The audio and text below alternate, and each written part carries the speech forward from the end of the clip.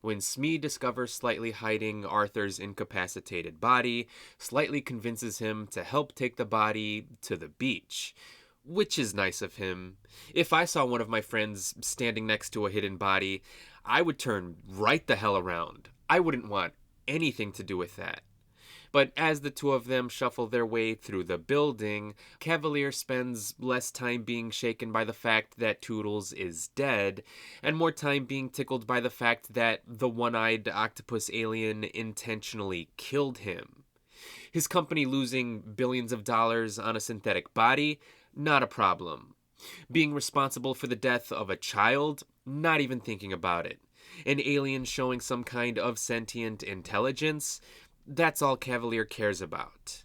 So he decides to frame Toodles' death as nothing more than an accident, much to the disgust of Wendy.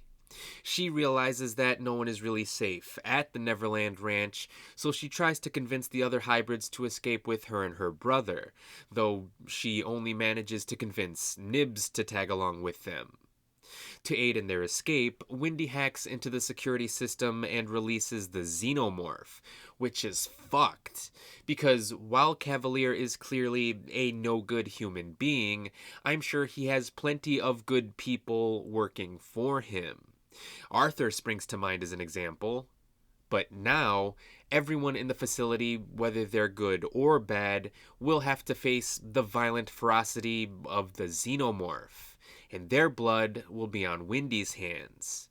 I'm not sure how I feel about that. What's even more confusing is that when Kirsch finds Slightly and Smee carrying Arthur's body, he actually helps them take a faster route to the beach. And I don't understand why. At first, I thought it was because he was secretly plotting to bring down Cavalier as well, but that doesn't actually seem to be the case, given where the character ends up by the end of the episode. But I'll get back to that in a second. In the meantime, Smee and Slightly are shocked when Arthur regains consciousness, though they still try to take him to the rendezvous point with Morrow. Realizing that something is wrong with them, though, Arthur tries to calmly talk to the boys, which is really heartbreaking, because we already know he's a dead man walking, so seeing his final moments being genuine acts of kindness and forgiveness just felt like pouring salt over the wound. I already grieved for this man's death in last week's episode, but this episode did a great job of making me care for Arthur's character even more.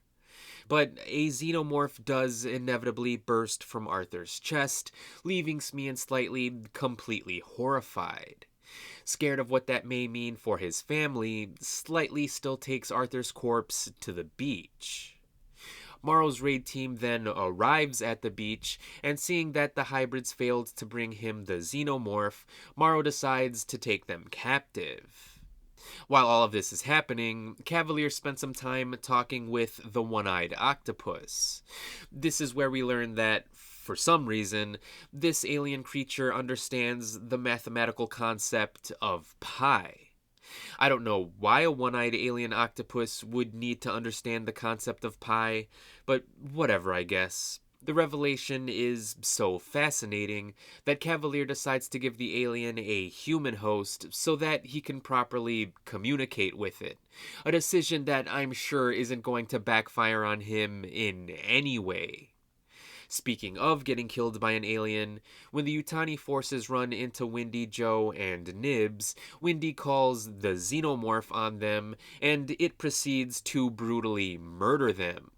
And I have to admit, while it is morally questionable for Wendy to be killing people in the first place, it was pretty cool to see a Xenomorph defending the good guys for once.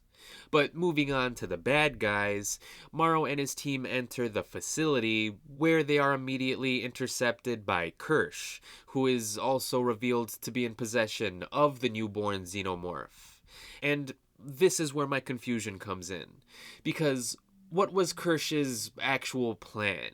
If he knew that Morrow was coming to the facility, why did he take so long to capture him? Why not just intercept his team as soon as they arrive on the beach? And if he wanted the xenomorph, then why let Smee and Slightly take Arthur to the beach? He had no idea that he would be able to recapture the newborn. It would have been way easier to keep Arthur inside the facility. Mara would still arrive at the beach without the alien and still could have walked straight into his trap. So it feels like he made things way harder for himself and for no real reason. I just hope we finally learn what this guy is up to, especially since we only have one episode left in the season.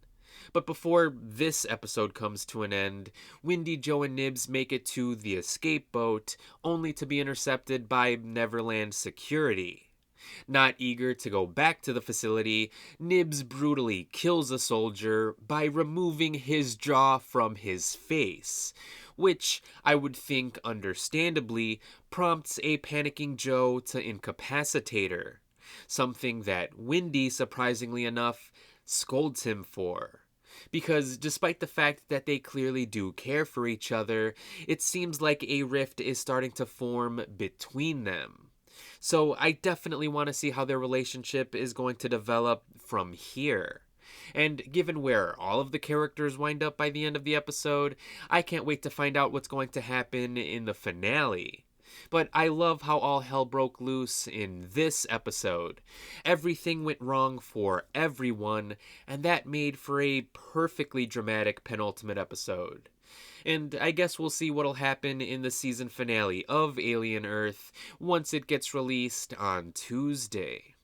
Until then, be sure to let me know what you thought about this episode, and as always, thanks for watching.